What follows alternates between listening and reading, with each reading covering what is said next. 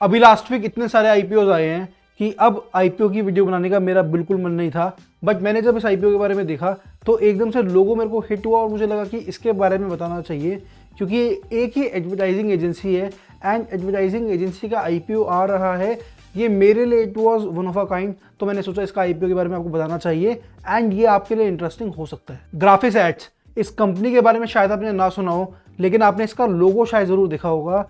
ये bank of Baroda के साथ, गवर्नमेंट की बहुत सारी इंस्टीट्यूशन के साथ ये काम करते हैं, ये पीसी ज्वेलर्स के साथ काम करते हैं एंड बहुत बड़े बड़े इन्होंने प्रिंट मीडिया के एड्स में और एड्स में काम करा है, कंट्रीब्यूशन दिया है। अब इस कंपनी का आईपीओ जब आ रहा है तो आई थॉट कि आप उसमें इंटरेस्टेड हो सकते हो। आईपीओ का साइज़ बहुत छोटा है, लेकिन जो इसकी इन्वेस्टमेंट साइज़ है वो एक इंडिविजुअल के हिसाब से काफ़ी बड़ी है एंड यूजुअली मैंने यही देखा है कि अगर आईपीओ का इशू साइज़ छोटा होता है तो उनकी इंडिविजुअल इन्वेस्टमेंट साइज़ बड़ा होता है। अब अगर इस आईपीओ की बात करें तो इसका इशू साइज़ है सिर्फ 53.41 करोड़। 53 करोड़ का टोटल आईपीओ है ये। आईपीओ सब्सक्रिप्शन के लिए 30 नवंबर को खुलेगा एंड 5 दिसंबर को बंद हो जाएगा।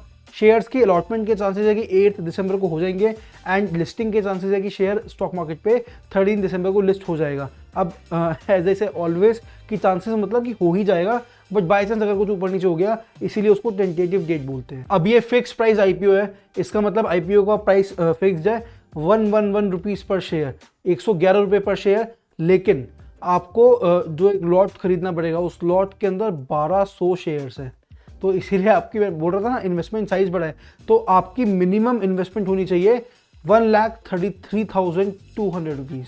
तो बहुत सारे लोग हैं जो इस आईपीओ के अंदर इन्वेस्ट नहीं करेंगे जस्ट बिकॉज इन्वेस्टमेंट साइज काफ़ी बड़ा है, but if you can afford it I think you should invest it. बाकी आपकी अपनी रिसर्च है। बाकी जैसे मैंने बताया कि ग्राफिक्स एड्स 1987 में स्टैब्लिश हुई थी एंड मेनली ये मार्केटिंग, एडवर्टाइजिंग, कम्युनिकेशन एजेंसी है जो ओवरऑल 360 डिग्री सॉल्यूशंस प्रोवाइड करती है। नाउ इनकी अगर मैं कुछ आपको सर्विसेज बताऊँ ताकि आपको आइडिया लग जाए कि बिजनेस क्या है, कितना फैला हुआ है, तो ये एक तो एडवर्टाइजिंग मीडिया सर्विसेज प्रोवाइड करते हैं जिसके अंदर ब्रांड स्ट्रैटेजी हो गई, कम्युनिकेशन स्ट्रैटेजी हो गई, क्रिएटिव सर्विसेज हो गई, मीडिया प्लानिंग हो गई, मीडिया बाइंग हो गई, मीडिया रिलीज हो गई। तो ये तो हो गई एडवर्टाइजिंग सर्विसेज एंड ये सारी सर्विसेज अलग अलग मोड्स में सप्लाई करते हैं, जैसे न्यूज़पेपर्स में, मैगजीन्स में, रेडियो पे, टीवी पे, इवेंट्स और एग्जीबिशंस में, डिजिटल मीडिया में, ब्रोशर्स प्रिंट करके या फिर जो आउटडोर होर्डिंग्स होती है उनको डिस्प्ले करके। तो काम इस हिसाब से फैला हुआ है एंड आपको पता है कि आज की डेट में इन चीज़ों की कितनी ज़्यादा डिमांड है, तो उसी चीज़ से आप एज्यूम कर सकते हो कि ओके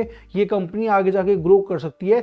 मैं आपको भी की परफॉर्मेंस इंडिकेटर्स भी बताऊंगा, बट इसी चीज़ से आप कहीं ना कहीं एक अंदाज़ा लगा सकते हो कि एक कंपनी आगे जाके ग्रो कर सकती है, जिस तरीके से अभी ग्रो भी कर रही है। एंड मैंने बताया कि इतने अच्छे से, अब कोई भी अगर गवर्नमेंट के साथ किसी के अगर ताल्लुकात है, उनका वो काम कर रही है, तो कहीं ना कहीं तो कंपनी का एक लेवल होगा ना। एंड आईपीओ आ रहा है अभी, तो ये चीज़ें कहीं ना कहीं एक कॉमन सेंस होती है कि ओके कंपनी कैन ग्रो। मैं आपको ना कह रहा हूँ कि ये बढ़ेगी तो आप ले लो, गिरेगी तो मत लो, it is your call, your own research. मैं बस एक फैसिलिटेटर हूँ, आपको बता रहा हूँ कि ओके दिस कुड हैपन। अब ये कुछ की परफॉर्मेंस इंडिकेटर्स है, आपकी स्क्रीन पे आ रहे होंगे, आपको इससे एक आइडिया लग जाएगा कंपनी के बारे में। मैं इनका मतलब क्या है वो बता देता हूँ। पी रेशो आपको पता है, price to earnings ratio. Post P, जब आप पी में से डिविडेंड निकाल देते हो तो पोस्ट पी आती है।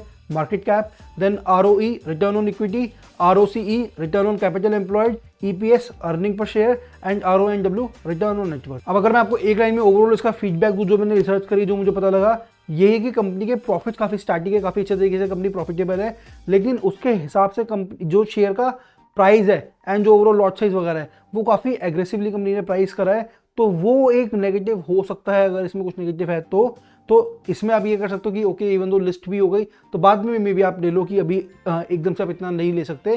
तो even if you can not take the IPO, बाद में जाके जब प्राइस थोड़ा सा मे बी करेक्ट होता है तब आप इसमें इन्वेस्ट करने की सोच सकते हो। बाकी आपकी कॉल है, if you can afford and you think कि इसमें इन्वेस्ट करना चाहिए देन यू शुड।